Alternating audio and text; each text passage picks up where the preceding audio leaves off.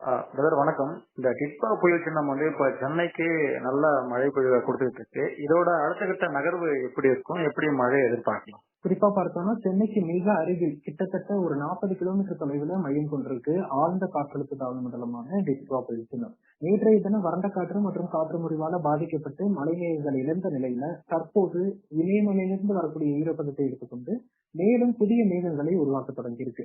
இது அடுத்த 12 மணி நேரத்தில் காற்றழுத்த தாழ்வு மண்டலமாக வலுவிழக்கும் என எதிர்பார்க்கப்பட்ட நிலையில தற்போது தொடர்ச்சியாக வலுவடைந்து வருவதை பார்க்க முடியுது.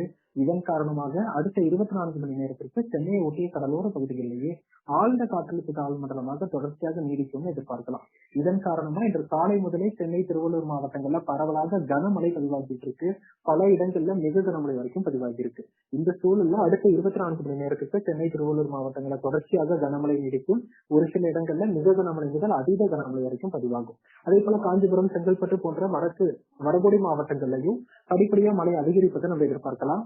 இந்த ஆழ்ந்த காற்றழுத்த தாழ்வு மண்டலம் தொடர்ச்சியா ஆழ்ந்த காற்றழுத்த தாழ்வு மண்டலமாகவே நீடித்து கரையை கடக்காமல் கடற்கரையிலேயே அமைந்து மழைப்பொழிவு பொறுத்த இருக்கு. வடகொடி மாவட்டங்கள்ல இதுவரை மழை பதிவாகாத நிலையில அடுத்த 24 மணி நேரத்தில் நல்ல மழை எதிர்பார்க்கலாம். மேலும் அடுத்த 3 நாட்களுக்கு தமிழகத்தில் இதன் காரணமா மழை நீடிக்கும் எதிர்பார்க்கப்படுது. ஓகேங்க சார். தங்களுடைய விரிவான